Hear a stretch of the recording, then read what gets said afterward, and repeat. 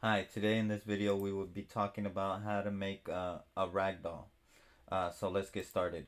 So I downloaded the Unity standard assets from the Unity store, from the Unity asset store. So if you want to use any of these models or if you want to follow along, just download that. And then what I'm going to do is I'm going to get the characters from the standard assets folder. I'm going to go to third person character and then I'm going to go to models and I'm going to bring out the Ethan model.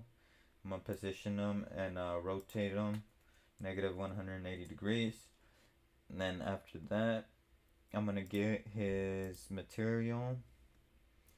I kind of customized the material a bit, so it's not the exact material. If I can find it. Characters, third person, materials. Okay, so I added this green one, so all I did was click on the material. You could do this for any material you download on Unity. You just pretty much go to their materials folder, click on one of the materials, and just change the color to any color you want. And yeah, that's pretty much it. And then you could also mess with these little options. Later on, I'll explain what all these little options are, what the rendering mode is, what the shaders are, all these different shaders. But yeah, so let's just get started on the ragdoll effect. So first of all, let me get everything to a good size so you guys can see.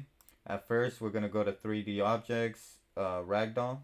Now for the ragdoll, we have this little screen that pops out when we click the ragdoll, and it has all these slots. So what we're gonna do is first we're gonna add all these slots, all these game objects to those slots. So if you wanna make your own, all you gotta do is make a model with all these different game objects. Make sure all these game objects are different. That you know, some of them have. Just make sure they're all different game objects. That way you could be able to do this if you want to make a ragdoll with your own model. And then after that, flip forward. If you want to flip, this flips your model to the direction that it should be. I'll show you later on once we fill all these slots. It will some text will appear right here that tells you that if your character is not facing the blue arrow or the Z axis, that to click this flip forward. So we'll do that in a minute. And then strength, if you want to add strength, I usually never do, but you could add strength and you could change the total mass. Again, that depends on you. You gotta kind of mess with it depending on your character, the size, all that. So first we'll add the head. The head we'll add this one right here. Then after that we'll add so the middle spine we'll add this one, and then we'll add the right elbow. So this is the right elbow and the right arm. And the same thing for the left one. So left forearm would be the left elbow. The left hand would be the left arm. For the right foot, we would go up here. The right foot would be this one, Ethan's right foot. The knee would be where am I at? The knee would be the right leg. The hip would be the right up leg. So for the toe would be the left foot. For left foot, left knee would be this one right here, Ethan's left leg, right here, and then the hip would be Ethan's left leg up. And then for the pelvis would be Ethan's hips.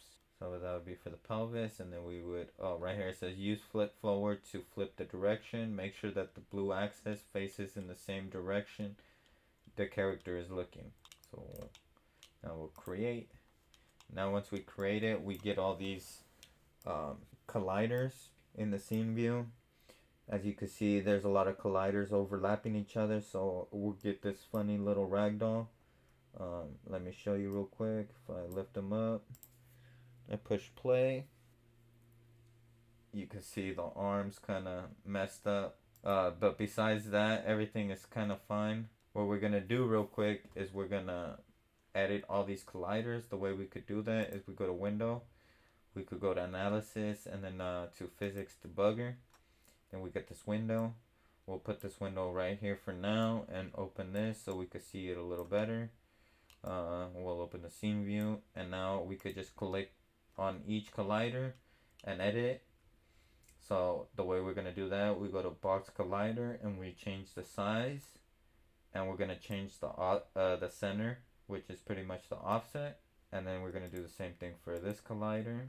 Uh, Make it smaller and change the offset. And what we gotta make sure is that these colliders don't collide with each other, because if they do, it could, make some funny behavior like we saw earlier. Now, the arms, I'm gonna kind of leave that for now, but what I want to show you is that you gotta kind of go through your body parts and make sure that there's not a collider missing. For example, if so, we see this collider and this collider is fine, but if we go over here, this collider has these a bunch of numbers, an E, and then -08. So this means it's on the negative side. So as you can see, when I go the other way, it becomes on the positive side. And sometimes it does that for some reason. And then all you got to do is, adjust it accordingly. And then just move it how you need it. It should be up here somewhere. Another trick that I don't think I mentioned before is that if you want to adjust something with a little more precision, and if you can see right now when I'm trying to edit these numbers by moving, it's kind of hard for me to do. So what you could do to make it a little more easier is hold Alt and then move it, and that will give you more of a precise numbering, or it lets you at least move it a little more easier, move the numbers around, not having to struggle with it so much like I was. So all you gotta do is that, and then like I said, hold Alt to make it a little more easier for you. Yeah, just hold Alt, just move it around real quick. I'm just gonna move it really quick just to show you guys, because I don't want to make this video too long. I know a lot of people don't like long videos. If you guys do, let me know. Then I'll keep posting them pretty long. And then after that, we'll just get rid of this physics debugger real quick. Close the tab. We'll be back on our game. And all we got to do is hit play. And it should work. And as you can see, they work a little better. They still need a lot of work, because I know some of you guys might have questions about what to do if you need to have it animated, or you need him to be walking around and you don't want him to be walking around like a ragdoll, of course. So what you could do is, of course, if you already have an animation, just hook up the animation to it. And once you hook up the animation, it'll work automatically. I mean, of course, if you have working an animation. So as you can see, it works perfectly. Nothing happens. But as soon as I hit this animator, he will turn into a ragdoll.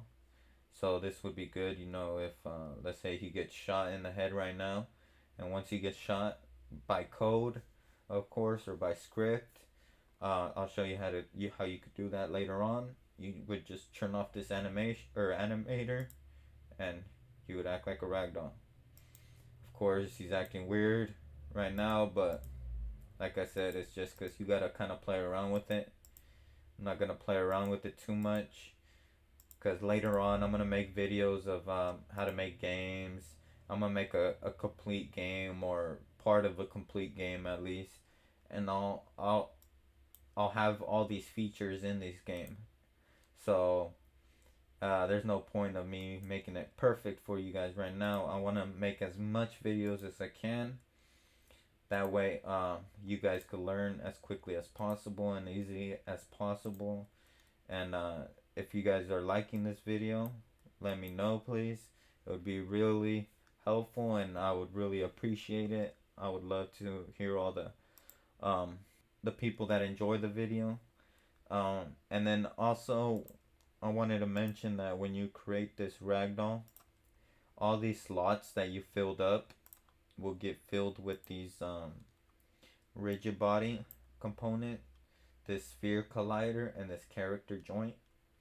This character joint, when you make the all these settings, when you make the the ragdoll, all these components are usually fine by default, minus the colliders. They usually need a little bit of adjustments. Uh, but the other ones should be fine. But later on, I'm gonna make videos of all these components, of what all these components do. All of these right here, from you know what a new script is to a video UI tile map, because anytime you click one of these, you just get a bunch of little stuff, miscellaneous. You got wind zone, you got all of this. I'm gonna teach you guys all this. Just let me know if there's something you guys want to know right away. I'll try to make a video of it first before anything else. And yeah, if you guys like this video, please hit the like button. And if you're enjoying these videos so far, please subscribe. And I want to also apologize before I leave. My first couple videos were bad quality. I did not realize it. And if you guys have watched those videos, please forgive me. I apologize once again. I did not know until today. But if you guys want me to remake those videos, or if you want to see those videos, in a better quality, let me know, and I'll redo the videos from scratch, and just in a better quality. So thank you guys once again.